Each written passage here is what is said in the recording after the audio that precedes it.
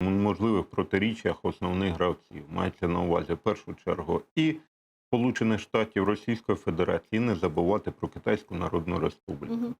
На жаль, в цьому самому питанні продажу акцій Мотор Січі ми продемонстрували трохи недолугість, але Сполучені Штати почали нервувати, коли ми заявили про можливість виходу на зовнішні ринки не тільки, власне, Сполучених Штатів як можливих потенційних інвесторів, але й розглядаючи можливість залучення китайських інвестицій як елемент протистояння Сполученим Штатам. Чому не використати це?